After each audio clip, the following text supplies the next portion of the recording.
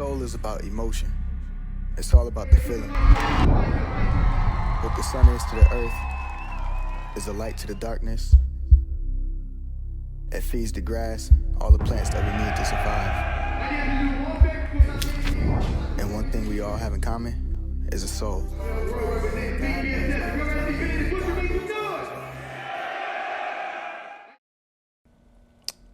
Let me get this podcast introduced, man. Actually, this is the first and of many. So this is like the first time I'm doing a podcast that is an interview, just totally predicated to you. No other, you know what I mean? This is about you that I'll be putting on the CV Pod Network that will have its own playset. So everybody that goes to podcast and reviews podcasts, they can actually just go to this highlighted interview. Right. You know Okay. That's fire. That's fire. So it'll be in its own playset, so they don't got to go searching and none of that. I'm and honored. we are only on YouTube and the CV Pod Network. I would rather pay for my website and get my sponsors to pay me. You understand what I'm saying? Than to go to Spotify, Apple, Tidal, and there's no knock to them, but I just rather have it there. Yeah. So it's exclusive. Yeah. So if you want to hear something, Straight to the source. that's where it's at. Yeah. You know what I'm saying? So I have to go by and introduce. I am Ricky of the Culture Visions podcast, and this is Young World, man. You know what I'm saying? I'm Young World, representing Black Soprano family. You know what I'm saying? Buffalo, New York. Buffalo, New York. You see it. Buffalo, Bills Mafia. Bills You know what I'm Mafia, saying? absolutely. What else we representing, man? Shit. Sivant say, you know what I'm saying? You know what I'm saying? Hey, you know what? I have so many hoods that I grew up in. My mom moved all over the place. Yeah. So I would say Cold Spring is probably Cold where Springs. I'm from. Kick over from there. Yeah. I got Yeah. it. So I got to do. I think. Yeah. All right, so let us pay some bills. First things first is the Yanni Throne. You can find her on Facebook at NUCCIS Boutique. And you can find her on the website at the Yanni Throne _. Yo, do you know what a Yanni is? I don't think so. Do you know what a Yanni is? It's a Yanni? Like it's No, a thing? a Yanni. Oh, it's a person. A Yanni. No, Yanni. No, it's not. It's actually you sit on it. A woman would sit on it. A Yanni. And she would get her private parts clean, like air it out. Ain't it another word for that? You might want to say like douche or something. No. Yeah. This is like keeps everything in. This is natural. Okay. Supposedly. It's called a Yanni. It's called the Yanni. Well, it's actually called a Yanni, but hers is called the Yanni Throne. So you sitting on the throne. Got you. Yeah. I see what she did there. I'm paying the bills today, Daddy. I see what she did. All right. I see what she did. I got Neo Leah Beauty. She's back at home. She does eyelashes. Shout out She to the does town. massages. You know what I mean? Like real therapeutic. You know what I mean? Got the Avions going. You got to check her out. I'm all for it. You can find her on IG at Neo Leah Beauty. That's NEALAI Beauty. All right. I don't need to go and spell that. Plug Life. You know who Plug Life is? That's Carl Kulu, back at home, back in Buffalo. He has all of the sneakers. Okay. He's a reseller. Oh yeah, no, I definitely got to tap into that. Yeah, Where so, do I find that? You can find that at IG, Become the Plug, Okay. or Facebook, Plug Life Clothing. Oh yeah, I'm All looking that up ASAP.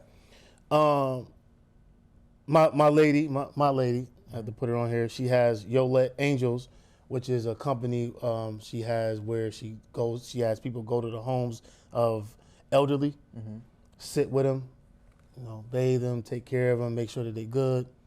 So she has a little company, so that's dope. You know what I mean? To have. And then also the Heights experience. Have you ever been to the Heights? Heard of it, never been there. I don't think. On Sundays they have cigars and Hennessy Day, Okay. and they have the best chicken wings. The best, bro. We from Buffalo. I'm gonna say the best. This is. I mean, I'm getting paid, but I'm not getting paid. That's why they on here. Right. Okay. Go there, get your garlic parm, extra crispy. You know how extra crispy is everywhere, but extra crispy, you be set. Oh, I'm going there. I need the hookup. The Heights. You can find them on IG. And last but not least, this is 716 Micro Braiding. You can find them on at their website at 716 Micro Braiding. You need some micro braids. All right. So I think Do they do regular braids? Do you know? I don't know. I kind of need mine done. I know I'm looking a little wacky right now. Yo, time out. We're gonna get to some of these sayings. Yeah. Now, coming up as a young man, y'all have a lot of shit.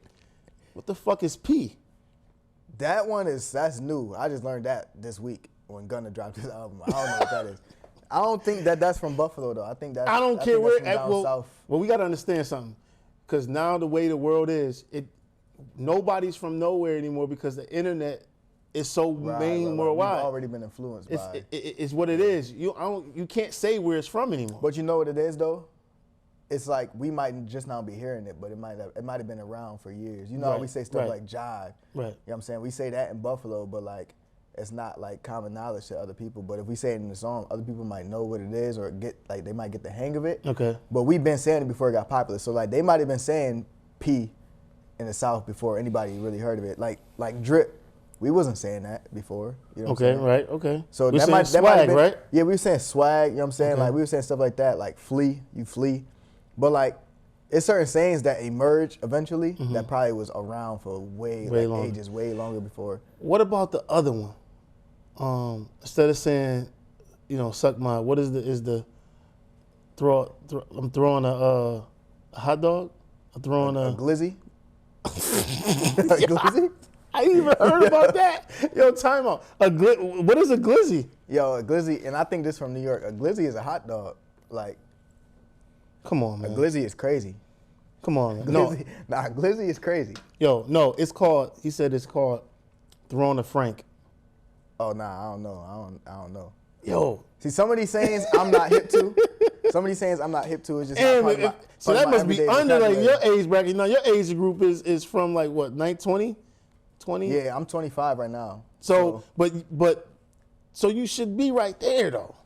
But here's the thing, like the people that I hang around, we kind of like do our own thing. Like we kind of like have our own lingo a little bit. Like we say things that like people might not even say anymore, or we might not say it the same way. So like, and in terms of the Frank one, like that's not in my everyday vocabulary. So I don't really hear that phrase. Instead of saying, but we should never say, because we invite someone to the private parts, it's guns being drawn at that point. Oh, you saying that's what it means. People, this is a disrespectful throwing the Frank, phrase. Throwing the Frank. Oh, no, nobody ever said that to me before. Okay, cool. And I wouldn't say that to nobody. That's just the type of person I am. So let's get it started. So we already said you're from Buffalo.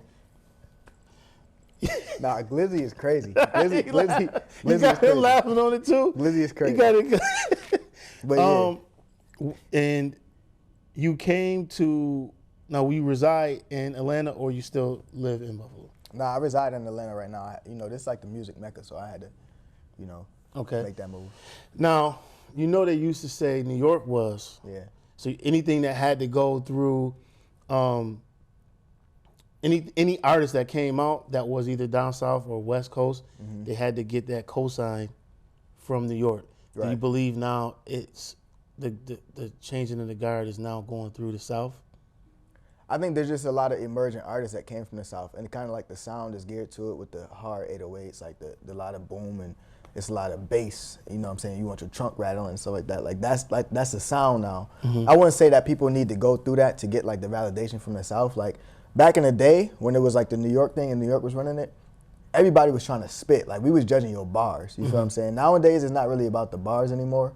So like people just judging the music, just it is what it is. And like you were saying, like this generation, we got access to so much different stuff that like we don't really care where it came from. Right. I was just watching an interview earlier. I forgot the artist's name, but like, Nyla Simone was the one who was giving the interview. She was interviewing this guy from the UK, and he was talking about drill rap, and he was putting her on. He like, yo, they got like Italian drill rap, like Spanish, like French, and he's saying it's hard, like you don't understand what they're saying, but like, so rap is so broad now, and it's spread across the whole world. Like everybody got their own versions of everything. So I don't think anybody really looks for that validation anymore. Like I don't think it needs to come through the South to get lit. or anything like that, but definitely like you want to be here just because like I say it's the music mecca because there's so many connects here. You know what I'm saying? It is so booming now, especially even in film and everything like that. Right.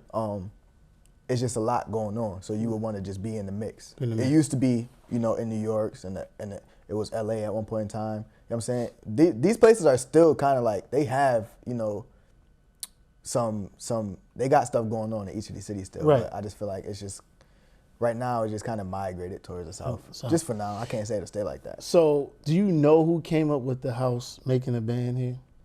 And who gave the the name? name? Yeah, the name for the, I mean, obviously we know, you know, Yeah. Diddy, you know what I mean, but the actual house name to bring everybody. The first person I heard using it was City Boy. That's Okay. like Benny right hand man, and that's actually how, you know, I got introduced to BSF in the first place. So shout out to City Boy, man. And he the first person I heard like coin the phrase making the band house. You know what I'm saying? He got BSF house, making the band house. Everybody that's in the house already made the band. Like we already a part of it, you know what I'm saying? It was just kind of like, I think it's more of a metaphoric term. Got you. To where it's just like, we know what Diddy making the band was. Like all of the artists in there, you know, it's a bunch of artists in one house. It's a mixture for a lot of different things. A lot of creativity for one, but also, you know, bumping heads. That's how it be in here, you know what I'm saying? It's like, I want to get to that. yeah, like, you know what I'm saying? It just be like, we all like, we got 2 studios in here, but it's like, it's more than 2 artists. So what if we all want to record at the same time? What we gonna do? And then I'm an engineer and a producer as well, so people be like, I need beats, and I be like, I'm trying to rap. I don't want to make beats, or I don't want to record you or mix your song right now. I want to rap. Right. Be like, but Rick Hyde down there rapping, but him upstairs rapping. It's like, you know what I'm saying? It's kind of like the same dynamic as how Diddy had to make in the band house. Right. So I think that's where the term came from. For real. It's not really that we come here to make the band. We already made the band. Right. If you hear, you already tapped in. Okay. So like, Now, how did you? All right, so you got that from City Boy, right? That's his name. I don't want to fuck it up.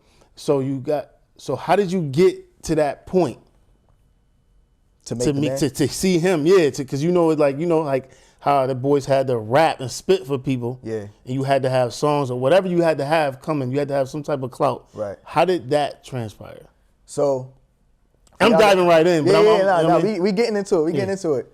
For y'all that don't know, when I was like 20, 21 years old, excuse me, at the time, I had knew I wanted to do music a long time ago. Like when I was a kid, I started making music, and I was like, yo, I want to have a studio one day. The way I started making music was coming up under Kid Code that I talked about a little bit earlier. Okay. I don't know if that was on or off the record. No, I'm that's not sure, but good. So Kid Code really like introduced me to music, and he's like a legendary producer in the town, you know what I'm saying, engineer. Like everybody go to Kid Code. So I used to go to his studio and just study his every move and like learn how to record and everything, because I didn't have access to nobody to allow me to record or anything like that. So I had to learn it for myself. Right. And he took a liking to me and like kind of mentored me from a young age. But I took that knowledge and eventually like I saved up bread, and me and my dad went and built with like from the ground up a whole studio. And so I owned a recording studio when I was like, we probably started it when I was 19 and then finished it when I was like 20 or 21. Okay. And you know, just like, so I would have a lot of artists coming through the studio and I would be recording them and mixing their stuff, and you know what I'm saying, we'd just be in there vibing.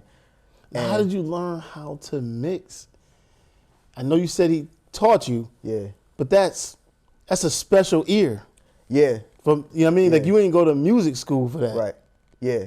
So, and it's funny because I did go to music school, but not for that. Okay. It's not because music school didn't turn out to be what I thought it was, and I'll talk about that in a minute. But basically, so like, when I was a little kid, like this was like probably middle school-ish, elementary, middle school-ish, I was already writing raps and stuff like that, but I didn't know they were raps at the time. It was just poetry. Okay. And then I had got grounded, you know what I'm saying? My mom was like, you on punishment, ain't no outside, no TV, no none of that.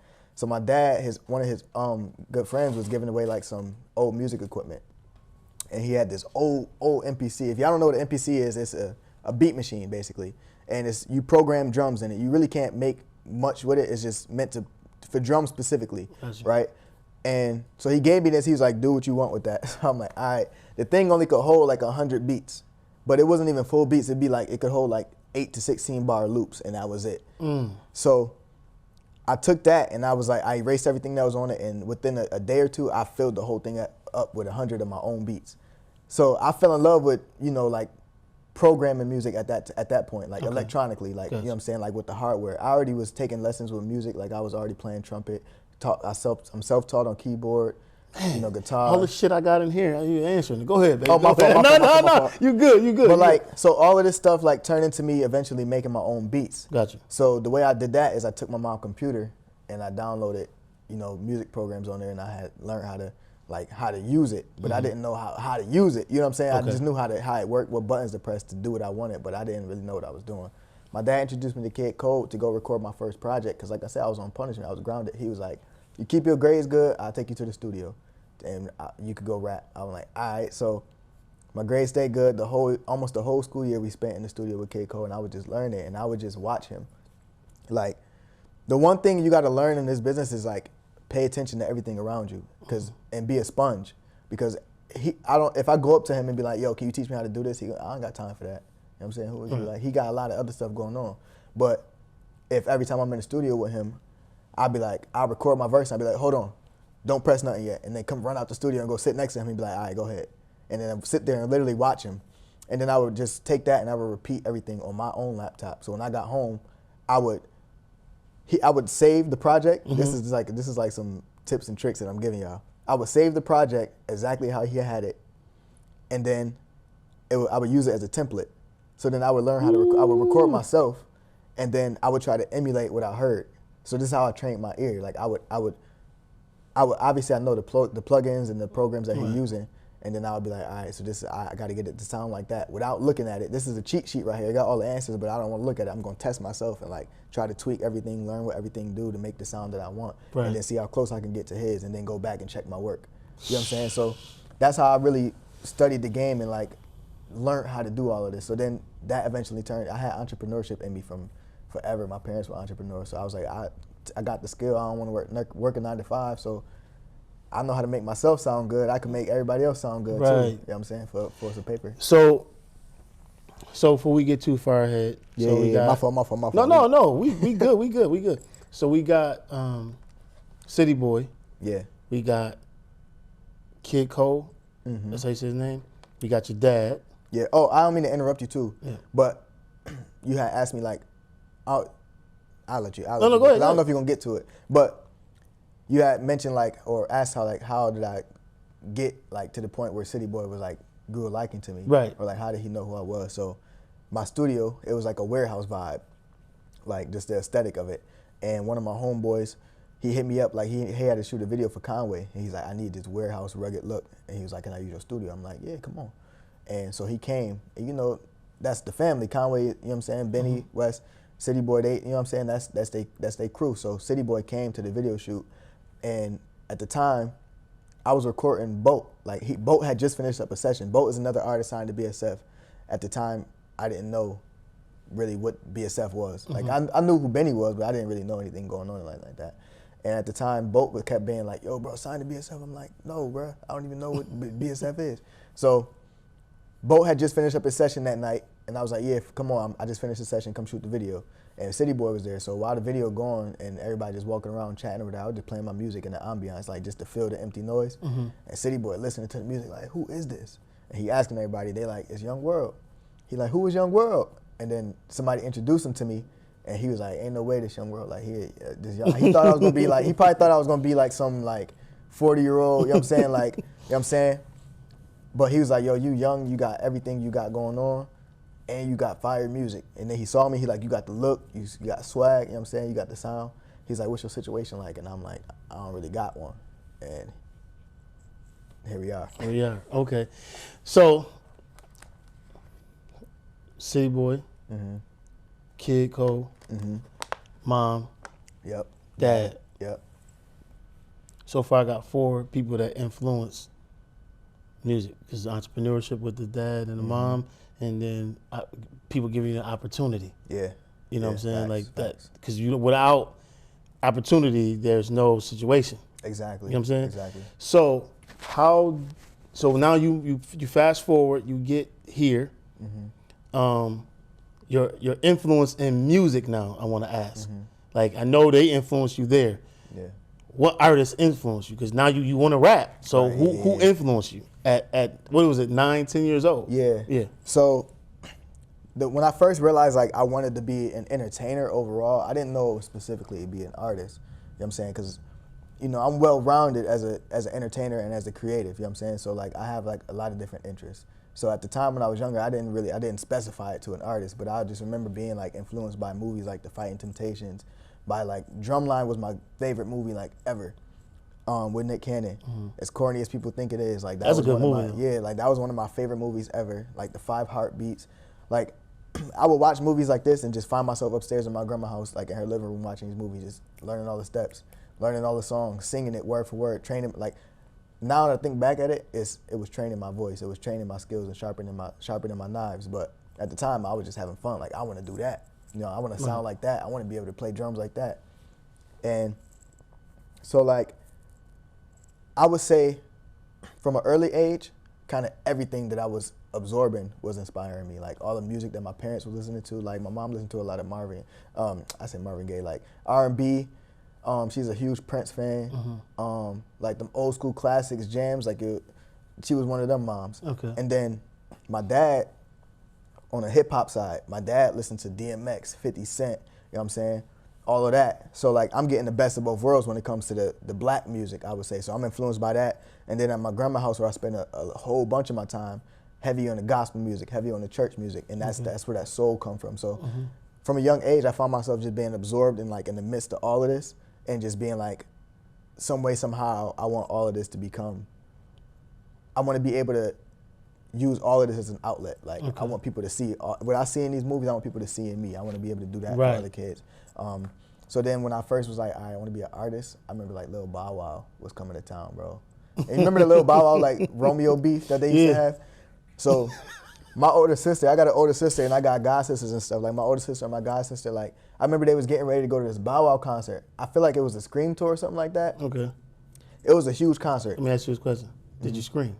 I didn't go. Oh, okay. All right. I didn't go. I think I was too young to go, but I really wanted to go. But I remember them making like shirts for him. Like they would get spray painted shirts like "We Love Bow Wow" and stuff like that. And I'm like, I want to be Bow Wow. You know what I'm saying? Like, I just remember that early memory of like just being like, I want to do that. I want to be on stage, rocking the stage, rapping, and I would do the same thing. Like when I first learned how to make the beats with the beat machine, I would take my little poems, which turned into raps, and put it with my beats on my beat machine, and I play it on my stereo, and I'm rapping my rhymes, like running around my bedroom, like pretending like I'm Bow Wow or something, you know what I'm saying? Like, so, you know, all the dance moves and all of that, that's where I first remember being like, I want to be an artist, like specifically. That's going to be like my main focus, you know what I'm saying? You know what I just had a glimpse of just right now?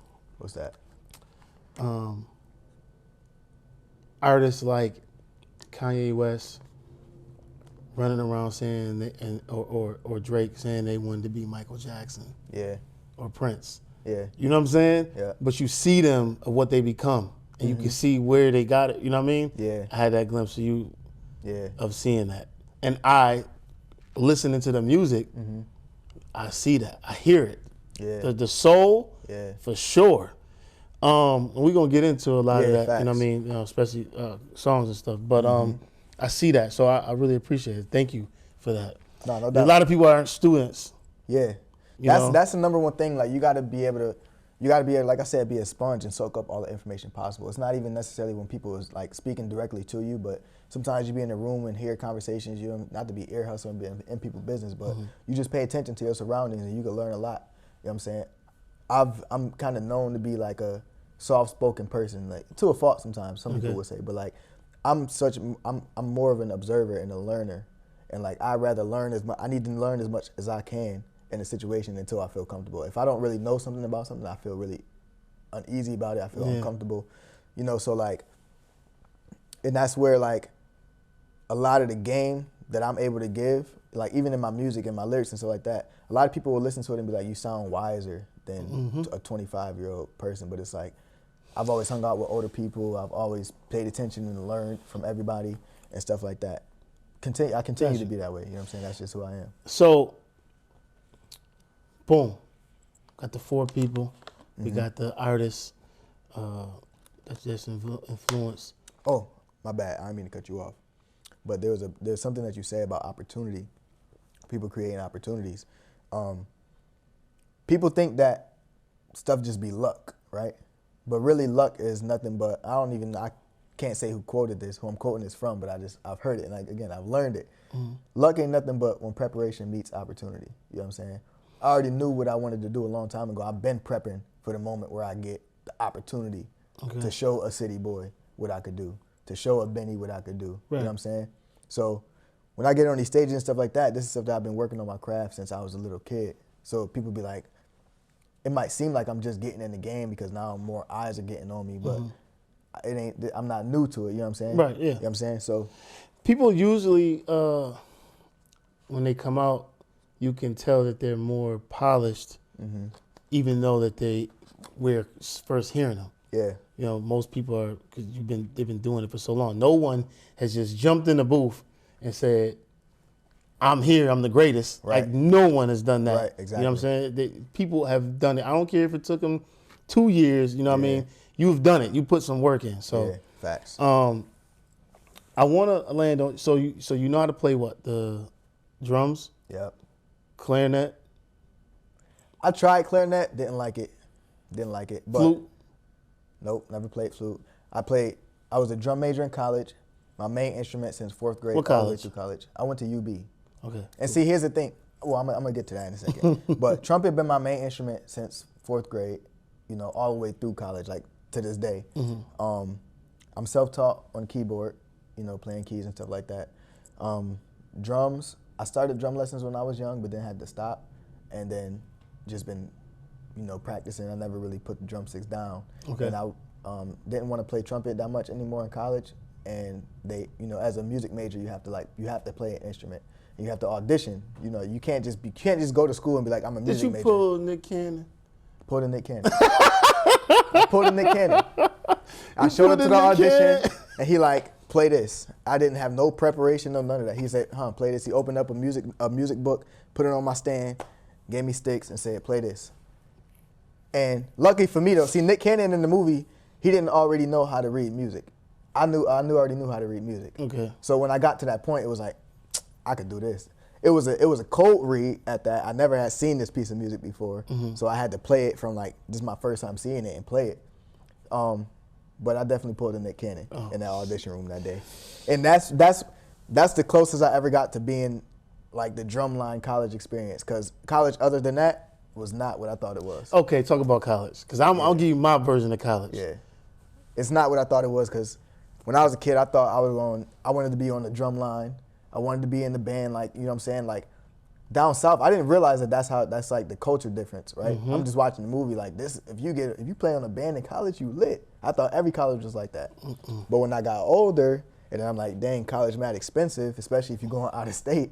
I can't really afford to go to school out of state. So the best thing that I could do is go to UB, which is University of Buffalo, if y'all don't know, and be a music major. Now, they did offer me a scholarship to be in the band.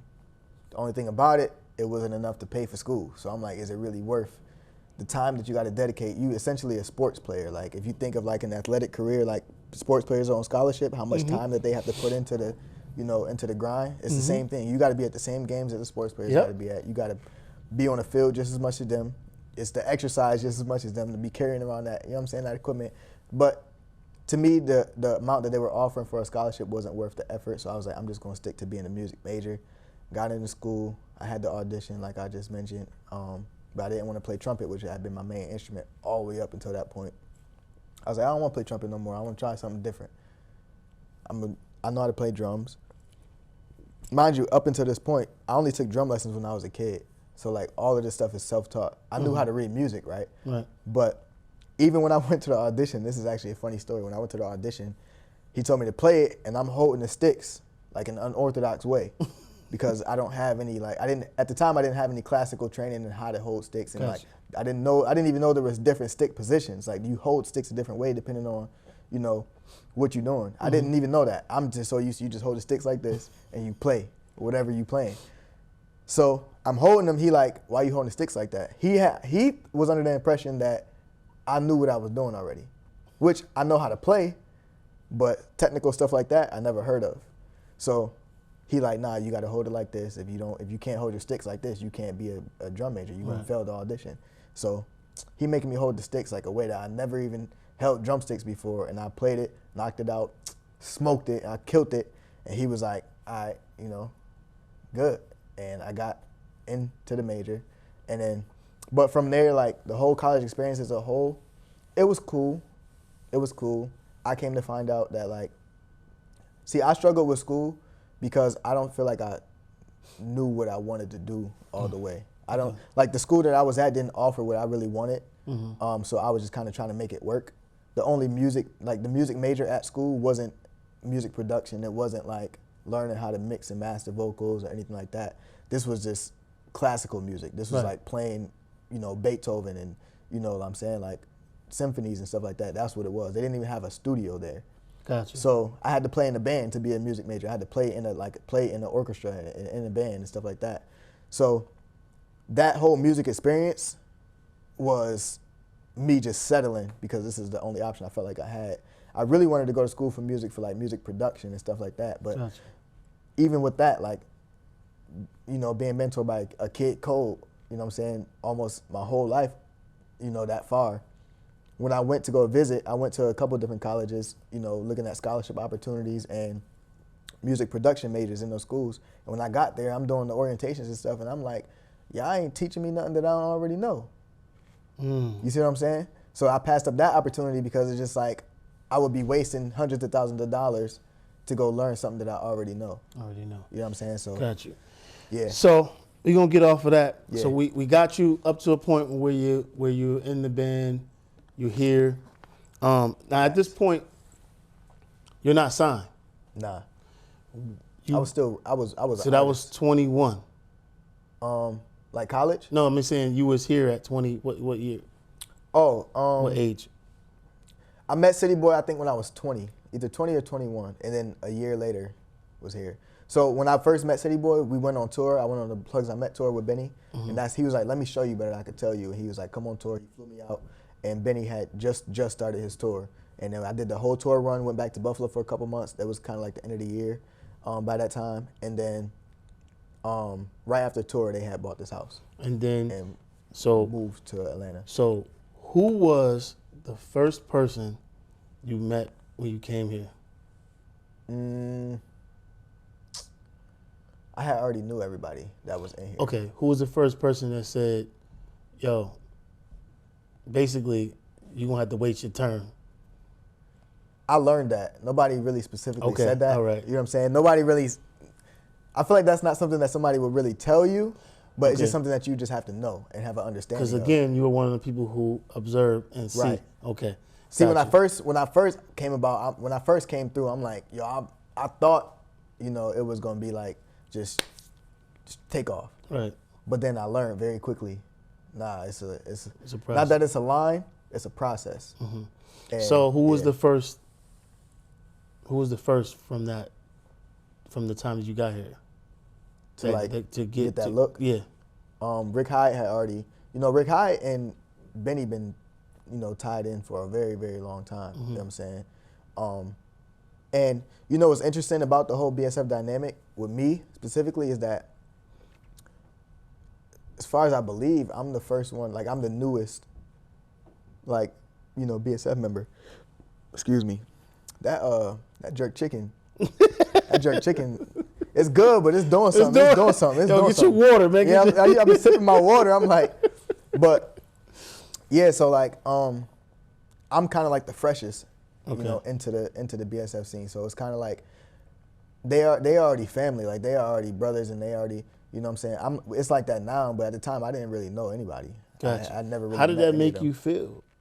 Like, because you coming from Buffalo to here, Yeah. There's no fam. Right. So what's your feeling like? Yeah. I'm just trying to get the mental so Yeah. people can understand what this is. Like, Yeah. you got to be able. Some people don't understand that even though you're given the opportunity, Yeah.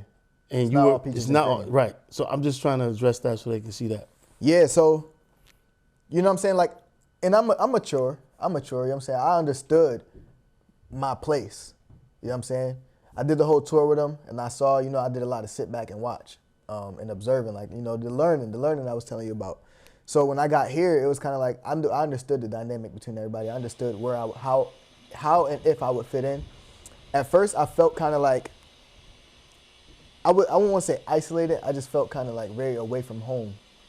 Because, you know, and even with like our upbringing, like, you know, them boys from Montana and Genesee, you know what I'm saying? I'm from the suburban part of Buffalo for real, you know what I'm saying? I only was in the hood probably like up until like at max like 10 years old. Other than that, I was in the suburbs, you know what I'm saying? So like our whole upbringing is different, you know what I'm saying? My group of friends that I hang around come from a different place, you know what I'm saying? We kind of act different, you know, our demeanor is different, we carry ourselves different ways. So it was kind of like a lot of fitting in that I had to do, you know what I'm saying? So it was, at first it was a little uncomfortable because it's like, I don't really know nobody like that, you know what I'm saying? I don't got nobody out here like that. Like I got a couple family members out here and they hold it down. My girl live out here, but it's just like, other than that, I kind of felt like I got to do what I got to do for the fam because. Right. I'm here now. Yeah. So if I go back, it's like a failure. It's like what's the pros and cons? Like you in Buffalo. What's in Buffalo that's stopping you from coming here? And the only reason I would have to stay in Buffalo is one family, and also I had the studio there. So it was like I got to give up the studio. So I knew that too. I wasn't gonna be making no bread. So I'm gonna bring it halfway home. Yeah. This is college. At the time, I left college by then. No, but this is college. Okay. Yeah. No. This is college. This is college. This is exactly what college is. Like. So I'm bringing it. Yeah. See what I'm bringing? All right. Okay. So this now, is what college felt like. So now you got this is the college, the real college experience. Right. Of what you wanted, and what your terms of what you thought. In terms of You know what I'm saying? What I wanted to go to college for. Right. I'm getting that here. Right. I gotta ask a question. You produce music. Yes. You engineer. Yes, sir. You also write music and you rap and you sing. So you're not technically a rapper. You are an artist. Artist. Yes. You know you're not. You know what I'm saying? Yeah, I'm an artist in every form of that word. Would the,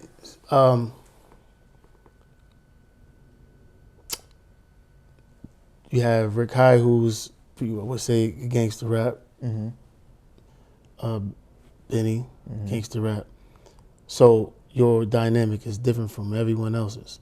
Facts. When I listen to you, I hear Kanye, Cordae, or that's how you say his name? Cordae. Shout out to Cordae. He fire. Yo, Cordae, we gotta work, bro. I'm just putting that on record because he gonna watch this and I'm gonna be like, bro, I told you so when we work. You know what I'm saying? The Bird's Eye View is crazy. That album is crazy, first of all. My favorite joint, I'm gonna go on a tangent. My favorite joint is What You Want From Me. Fire. Like that. Anyways, so we get back to you. But so that's what I see. You have some things that kind of came up, and you know that I noticed in your past, and also in your writing. Who's Demetrius Mack? So, shout out to Meech, man. Meech was, or is, my best friend. He passed away in 2014, and this also has to do with the reason why college wasn't what I thought it would be as well. But me and Meech was friends since I could even remember. You know what I'm saying? Like second grade, all the way up until he passed away. We've been like this. So played football together, little league. You know what I'm saying? Like middle school, high school, all of that. And then after our senior year, like my freshman year in college, he passed away. My first semester. So school started in like August, September, and he passed away like in October. So that's who Demetrius is, and very near and dear to my heart. Yeah. You know what I'm saying? But he did music with me a lot. Yeah, I was gonna ask you that. Yeah. So him and also Jeff. Yeah. Who's Jeff? So Jeff he's like my actual blood relation is my cousin. But we call each other brothers. Like he passed away last year. Was that last year? That was the year before last, I believe. Okay. So he was around when you came into this opportunity of the making a band, or just before? Nah, he been around my whole life. No, I mean I'm saying he passed away. I'm sorry. Oh before. Yeah. Yeah, I was in the making a band house at the time, and that was actually right before DJ Shay passed away. Like it was like a lot of like traumatic events happened like back to back, and it was really hard. So yeah. Shout out to them though. Actually, this tattoo right here, a lot of y'all might not see this all the time, but the whole purpose is that like when I'm holding the microphone on stage, you can see this. It's a music note with 2 angel wings on there to represent them that we just mentioned. You know what I'm saying? So you don't want to rest in Sometimes peace. sometimes I put the watch on the other hand too, just so they could wear it too. You know what I'm saying? to celebrate. You know what I'm saying? That's what's up. You know, definitely want to say rest in peace to them young men, and also, you know, DJ Shay. COVID was just running rampant, man. So Yeah. that hurt. And that hurt a lot of people, especially because he was so prominent. He was just like for Buffalo. People don't realize that you have in different cities that you have like a JD, you have a Puff. Yeah. You know what I'm saying? Like that was pretty much our, you know, Puff, and you know, he got to see his boys, you know, shine. And I definitely know you. And you know, appreciate that. Actually, DJ Shay. When I first started working with Kid Code 2, that's how I learned who DJ Shay was. So me and DJ Shay met when I was a kid too. Mm-hmm. My dad brought me to Shay's studio on Parkside, and we chopped it up for a little bit and was just telling him what I do and stuff like that. We didn't get to work at the time, but that was a long time ago. That was my first introduction to Shay, and that's like, you know, Shay and Kid Code are like you just said, like a Puff, like a JD. Mm-hmm. You know what I'm saying, of Buffalo. You know what I'm saying? Right. So yeah. Yeah. Let's move on to some bigger things. So, 1.3 million streams and counting for Young World with the Buffalo Bills anthem. Yeah. Produced, mixed, kinda, a little bit. Okay. Had my hand. What was your hand in it? I just want to. So, I made the beat. Okay. So last year, I believe what you're referring to is I did over 1 million streams without rapping a single lyric, right? So this is to attest to, you know, a lot of the well-roundedness of Young World that some people don't understand or get to see all the time, because, you know, Young World, you know, the face is always in the forefront. The artist part of Young World is always in the forefront of like my music. But there's a lot of work that goes on behind the scenes that people don't really realize is Young World too. So the Bills Mafia anthem was a huge, huge accomplishment. You know what I'm saying? I grew up a Bills fan, obviously, for Buffalo, you know what I'm saying? Bills Mafia, heavy Bills Mafia, like since forever. So the opportunity came and I was just like, duh. You know what I'm saying? And what's funny is that beat actually was something that I worked on so long ago at the time, because I make so much music. It's like I had this old computer that I don't even use anymore. Like, it was so old that I had that file for the beat, the MP3 file, that that's the only version of that beat. Like, I don't even have the stems. Like, we couldn't go into the beat and like mix the instruments because I don't even know where the original beat, like which computer the original beat is on. You know what I'm saying? Oh shit. So, but yeah, that was crazy. So my hand in that was I made the beat, also co-wrote with a lot of other people. I recorded the hook too with a bunch of other people as well. Okay. You know what I'm saying? Y'all can hear a bunch of people on there, but so yeah, dabbled in a lot of it. So you want to talk about the 3 S's: self, serve, and survive. Where do you get that from? Just things that I feel like are super important, you know, to hold yourself a certain way. You know what I'm saying? Like, you got to focus on yourself first. You can't really love anybody until you love yourself first. You know what I'm saying? You got to have confidence in yourself that you're able to do anything that you want to do. You know what I'm saying? So self-help, self-health, super duper important. That's kind of the most important part of all of that.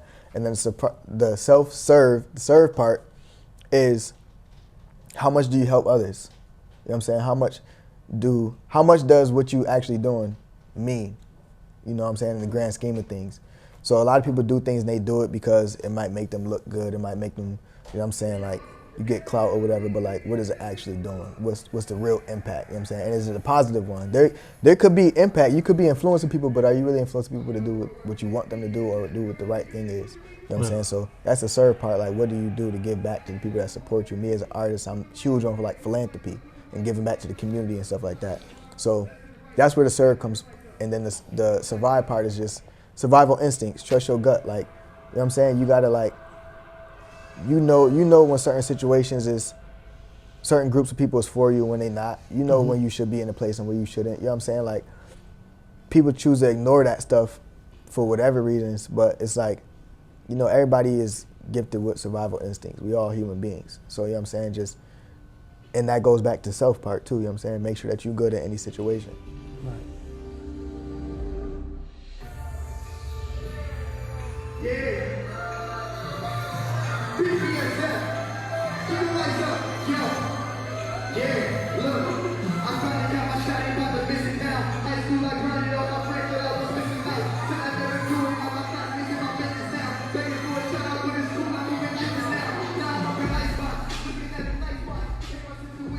Getting right to it. Music. Yep. I'm gonna start with this joint right here.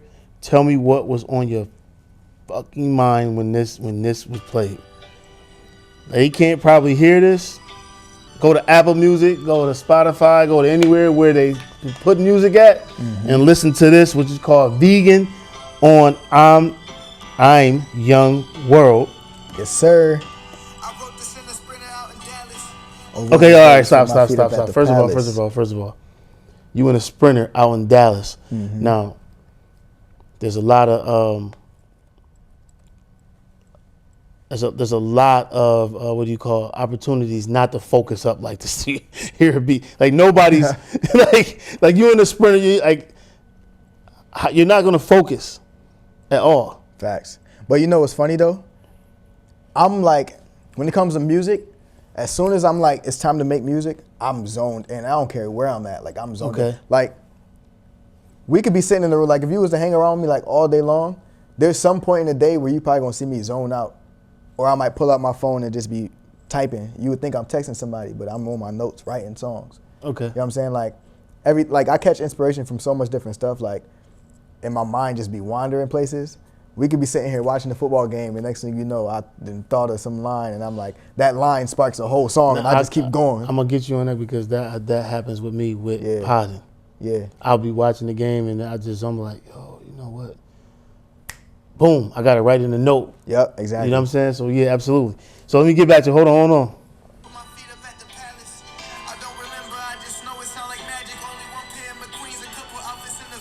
right, hold on. I don't like McQueen's, but the way you make it sound, yeah, make you want to get a pair, right? You know what I'm saying? Like, yo, it's like certain rappers do stuff to things that make you like. I can see why people want to go out and get Balmain and all of that. You know what I mean? Because it's just the way you put it in, the way it sound over a beat. You know what I mean? That's a fact. I don't think I played this like 7-10 times in a row, bro. This one of my favorites. Vegan. This one of my favorites. One of the lines coming up. I'm just gonna let it go. Hold on. Might be vegan, not like ice water and carrots. I'm sorry if I'm fucking the mic up.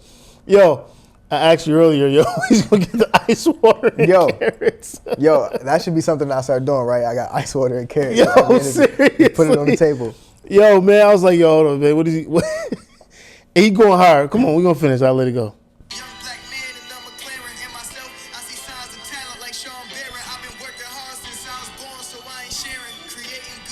Hold on, pause that, because I ain't gonna lie, this one of the most fire lyrics on this whole project, right? This whole just sequence of what I just said, because a lot of people not gonna understand that. Like, you might listen to it and be like, all right, vegans they drink ice water, eat carrots, like, cause they vegan. But ice water and carrots, like, in your juice, right? Right, that's the bar in that. And I said, after that, I said, I might be vegan, I like ice water and carrots. All the Karens say the young black man in the McLaren. But in myself, I see signs of talent like Sean Barron. I've been working hard since I was born, so I ain't sharing. If y'all know who Sean Barron is, he from Buffalo. Shout out to Buffalo, 716. Shout out to the town. Sean Barron is an A&R, like a super, super dope A&R. A lot of the artists that y'all listen to and the albums and the stuff that y'all be seeing is, created with Sean Barron hands. You know what I'm saying? Like, he has his hands in a lot of things. You know what I'm saying? And I don't think that he really gets that much recognition as much as he deserves. Right. It's kind of like a behind-the-scenes job as an A&R, but A&Rs are responsible for basically discovering talent, right? So in myself, I see signs of talent like Sean Barron. I've been working hard since I was born, so I ain't sharing. That's Sharon Osbourne. Yeah. And again. Boy field, franchise player, I'm a leader, football deal. Who you know ain't in the league, still on the football field. That's me and Bill's Mafia, hiring still spots for you, not knocking you. Hustle, but rapping is just not for you. If you thought for a second that I ain't him, let's remind you I've been grinding for mine since I was 10. Come on, man. Talk about it. Yo, Talk about I don't know what you want, but y'all need to get on this. it. Like, Talk about it. I produced that, for, by the way. so yeah, so I'm gonna say you produced that, Yeah. mixed it. Yep. That shit's nuts. Everything shit- that you hear on this album is done by me. You know what I'm saying? Sold out everywhere. Move Mountains. What headspace were you in when you heard these? You know what this song is about, like triumph and perseverance. You feel what I'm saying? Like, I'm a religious person, you know what I'm saying? You know what I'm saying? All praise to the Most Highest, man. Like, he moved a lot of mountains out of the way for me to be in the position that I'm in. You know, a lot of mountains and hurdles that I had to get over, you know what I'm saying? And, you know what I'm saying? He's seen me through it. So it's like, please don't get in my way. Because God done moved mountains for me. You feel what I'm saying? So imagine what he going to do when somebody try to get in my way. Imagine what he going to do to them.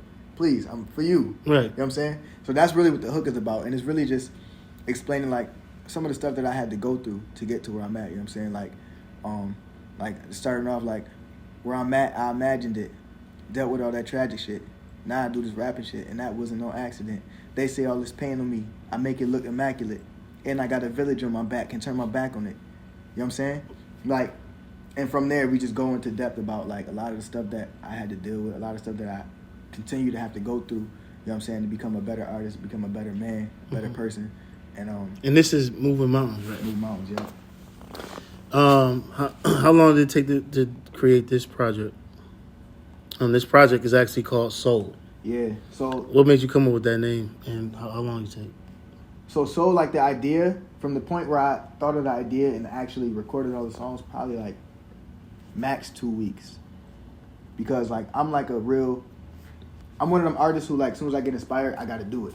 I gotta do it. So like that's why when you hear my albums and stuff and all my projects will sound like a cohesive sound, and it will sound like it all fits together because I made it at the same time. Okay. I don't really like too much going back and grabbing songs from a year ago to put it with this and that. Like, I don't like doing that too much because everything that I do is like based off of the inspiration and the feeling that I'm feeling now. So soul, that's kind of what it's all about, is like that soulful sound, that soulful music that's like really coming from like deep within, like stuff that I need to get off my chest and let people know, because I got more coming after this. But it's like I haven't really put a bunch of music out, you know what I'm saying, in a solid 2, almost 3 years of just like figuring out and learning. So it's like now that I'm putting music back out again, it's like I want y'all to feel where I'm coming from. You know what I'm saying? I'm gonna give y'all this, and you know, soul, S-O-L, is like the root word for sun. A lot of different languages, that is the actual word for sun. And what is the sun to the earth? You know what I'm saying? It feeds the plants that we need. It nourishes our planet. You know what I'm saying? And also it's the center of our universe. I'm gonna stop you for a second though. China don't think so. They think they want to make their own goddamn sun.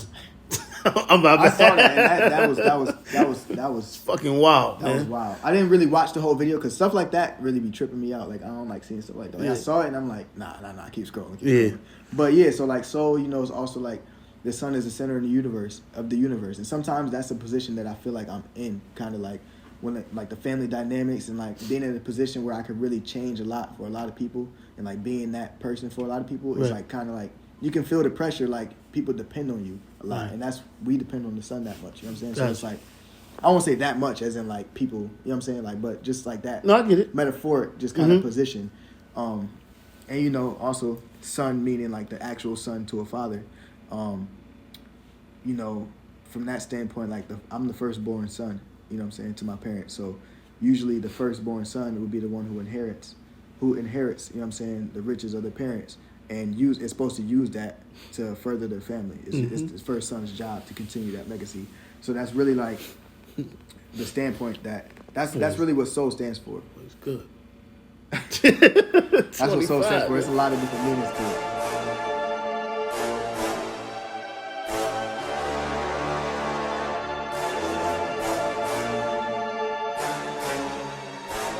Harlem shaking in my grandma's kitchen, it was church music and some breakfast whipping. Pancakes with the butter stick and bacon, grits and eggs, take the three and mix it. Came from nothing in the Queen City, now I want it all like I'm Queen singing. It's in my nature, I'ma keep winning, making nothing common with each sentence. Like a scamming nigga, how my piece. Tea time. Yes, sir. Speaking of, Tea Time's coming back tomorrow. So tea time. That's an exclusive. Talk too, about. everybody know that. Talk about tea time. So Tea Time was actually, the idea was mine, but the name was my mother's idea, right? So one day during quarantine, I'm like, man, I ain't putting out enough content. Like, you know what I'm saying? Like, I really want to ramp up social media. Like, I really want to get active. So I'm like, I don't want to put out my songs, and I don't want to have to go through the whole video production thing. So what's a way that I can really showcase my talent and let people know really what time it is and what I do? So I was like, these beats that I'm not using, these beats that I like, but I don't got no songs to them yet, let me just write verses to them and just really show. Let me just show, like, without talking about it, let me just show y'all. Let me just show, you know what I'm saying, the world what I could really do. So that was the concept. Then my mom was like, just record yourself doing it and put it on Instagram. I'm like, all right. And I'm so, like, kind of critical of myself sometimes. I'm so kind of, like, self-analytical that it's like, ain't nobody gonna like that. But she's like, just do it. So I'm like, all right. I'm like, what I'm gonna call it? She's like, I don't know. So what I did was, I drink tea when I'm about to record. Like, that's like a thing that I do. Like, I like to drink tea, especially when I know I'm about to go crazy and like I'm about to put a lot of emphasis in it. I drink tea. So my mom was like, call it tea time. Like, go sip you some tea, and it's like you having like an intimate sit down with your viewers, but like with your fans, but you rapping. I'm like, all right. And then we put it together. So I'm like, all right, I gotta film this. So I film it, set my camera up. Then I'm like, then I gotta edit it. So I edited it to make it look real cinematic, fire. And then it is what it is. The first one went crazy, had like, I don't even know, like probably 200 comments, was going stupid. I'm like, I gotta do this again. So I did it again, same reaction. I'm like, nah, I can't stop this. So I just kept the ball rolling. And then it became a thing where every Friday I release Tea Time, and people would be like, yo, when Tea Time coming out? I'm like, Friday. Like, all right, now. And that's the thing, like, you always gotta pay attention to like how your fans react to things, how they receive it. They'll tell you what they want. Right. You know what I'm saying? So it's like, I can't stop doing Tea Time. I stopped doing it for a while, and people still ask me that all the time. Like, you know, like, I get asked that on interviews. I get asked that by people that just be meeting me, be like, bro, Tea Time is crazy. I'm like, y'all like this more than my real songs. Like, but like, so that's something I'm gonna keep doing. I'm about to bring that back this week. That's an exclusive. You know what I'm saying? That's exclusive for you, because don't nobody know that. What about, so you had a quote, watch who front on you, and then you were on the front of Hip Hop Weekly. Yeah. Yep. So my podcast was on Hip Hop Weekly radio for, I would say, 11 weeks. And it was syndicated so that you heard it in California. So I know how big Hip Hop Weekly is to be on the magazine. Yeah. Talk about that bar and then being on the... Yeah. So that bar, I'm glad you caught that bar, because some people are like, what, bro? But shout out to Hip Hop Weekly, man. They show love, and you know what I'm saying, put me on the cover. I still need a copy of that, by the way. I want like a physical copy of that, because that's a good accomplishment. That was my first like magazine cover, you know what I'm saying? Article write-up was super dope, you know what I'm saying? Great interview. And yeah, shout out to them, man. I appreciate that. That was a real good look. Yeah. Real good look. So let's round it off, and let's end it with a couple things. So went to the fake college, then went to the real college. Right? Of what you needed to do. You met some people along the way. You established some I guess a footprint. Yeah. And definitely you established yourself as, you know, an artist. So Benny went ahead and signed you to BSF. Yep. So it came out May 21st, but when did you actually get signed? Like, we knew about it May 20. I want to say March or April. Okay. Right. Not too far before. Not too far. I know that, but I'm just saying. Okay. But you know, the actual rollout came a little bit afterwards. But yeah, probably a month or two. When that happened. Yeah. What'd you say? What did I say? Yeah. Thank God. I said, thank God, because, you know, I've been in a lot of situations. Like I said, I've been doing this since I was a kid, man. I'm coming across a lot of what I thought were great opportunities. You know what I'm saying? A lot of situations that could have been great opportunities. I don't even want to say could have been, because if it could have been, it would have been. You know what I'm saying? But it's like what I thought was something, and it became nothing. You know what I'm saying? A lot of people with empty promises to tell you that they could do this for you, but really they just trying to get the talent out of you, or, you know what I'm saying, get what they could benefit from you, then kick you to the curb and stuff like that. Benny and City Boy really was like the first people that kind of like said what they could do for me, and then showed me. And that's why I was like, let's go ahead, we gonna sign these papers, because they showed me before they showed me more than they was telling me. You know what I'm saying? Of course, they got it. You know what I'm saying? They got it. Benny got it. He could, you know what I'm saying? He could tell me what he could do all day, but he not that type of person. You know what I'm saying? City Boy not the type of person. He like, I could show, come on tour and give me the platform, give me the opportunity, and that way I could show you what I could do too. You know what I'm saying? Right. You know what I'm saying? Because like, I can't expect to get signed the first day you meet me, and you don't really know nothing about me. You just know the way I look and how my music sound, but you don't know how I am in front of a crowd. You don't know how I am as far as like a person-to-person relationship with people, like how likable I am to people and stuff like that. You got to learn that about a person. So we was learning each other at the same time, and it was like, it felt way more organic than a lot of situations that I've, you know, been in. So you got to get a chance to meet some legendary folk. Facts. Ross. Facts. Akon. Facts. That's Drama. Crazy. That's crazy. What the fuck did Akon say to you? I just want to know what was Akon's like. Yeah. What'd you get from all of them? But I want to know Akon.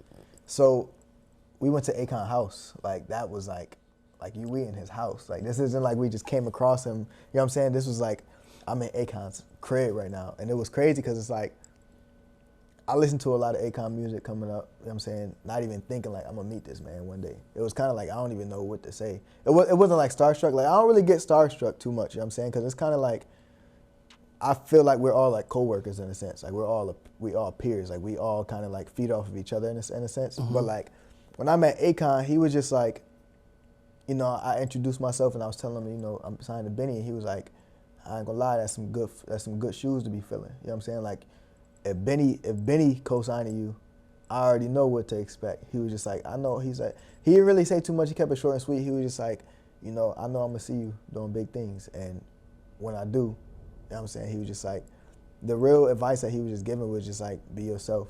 You already, obviously whatever you're doing is working, just keep doing that, basically. That's what he was saying. You know what I'm saying? I can't remember exact words, but that was, in a nutshell, that's what I took away from the conversation that we had. Very short and sweet. Very short. Anything that they told you that you felt you applied? Yeah. See, when I talked to Rick Ross, it was kind of like, and it's not even to say this is something in particular that I have applied, but it's just kind of like the mindset just kind of confirmed, you know what I'm saying, a mentality that I was already doing. It was just like hearing it from these people just solidified it in my head, like, all right, you got your mind on right. You know what I'm saying? You're not tripping. You know what I'm saying? Just keep doing what you're doing is what I got from it. But Rick Ross was like, he had invited us to dinner and all that. And I told him, you know, I'm signing to Benny. And he was like, Benny was sitting across the table from us. You know what I'm saying? So this was dope. Like, it was like I was talking one-on-one with him. And he was just like, see that dude across the table? I'm like, yeah. He said, he worked hard. He's like, you could work that hard? I said, yeah. He was like, as long as you paying attention to what he doing, you keep that same work ethic, you obviously, again, he said, you obviously got the talent to be in the position that you're in right now. Just keep doing what you're doing and never stop working. He was like, yeah, that's Benny and he signed you, but at the end of the day, in a sense, it's all friendly competition because it's my job to look at my peers and look at the people around me and be like, they the standard, you know what I'm saying? There's a certain standard when I'm signed to Benny. There's a certain level of bars that I got to come with because that's what people expect. They know that that's what they're getting from him. So anything that he co-signing is like, it's got to be of a certain caliber, and that's what Rick Ross was saying. Like, you know that you got the talent, but you got to maintain that certain type of caliber of artists. You know what I'm saying? To go to where you're trying to go, to be the type of artist that you want to be. Right. And that's what I got from talking to Rick Ross. So it was like, he was like, pay attention to Benny and what he's doing and take a lot of notes and learn a lot. That's the position. He's like, that's the position I'm in right now, learn. You know what I'm saying? So That's dope. So guess what? My man, I feel like you graduated. we graduating, definitely You know what I'm graduating class. saying? Definitely graduating class. I feel like you graduated. So You know what's what I after mean? what's after college though? Real life. Real life. Real life. real life. You know what I'm saying? Like, so this is Young World, man. I Am Ricky, Culture Visions Podcast. Also, the Culture Visions CV Pod Network. Where can they find you at? Y'all can find me on social medias at I'm Young World on everything, www.imyoungworld.com. That's like your landing page for everything. All streaming platforms, I'm Young World, because I'm Young World. You feel what I'm saying? So, yeah, Soul out now. My new EP, Soul, is out everywhere. Make sure y'all go stream that. Brand new video is dropping this Saturday at 7 p.m. That's another exclusive. I just gave you 2 exclusives that don't nobody know about. You feel what I'm saying? I'm here for the exclusive. Shout out to Culture Visions Podcast, man. Appreciate you for having me. No, man, you having me, man. I told him straight up, I said on the phone, I said, yo, I don't want to do it anywhere else.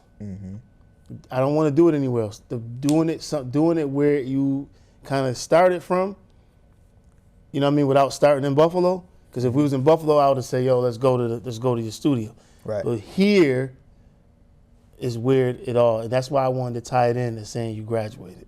Right. Because I felt that by listening to your music, and my gosh, yo, you gonna work with my man?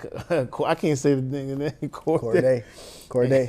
Nah, shout out to Corday though. And I believe in my heart as listening to music. I'm a Nas fan, and I believe that anybody that can sit there and put stuff together and be in the age range. I'm 40, 25.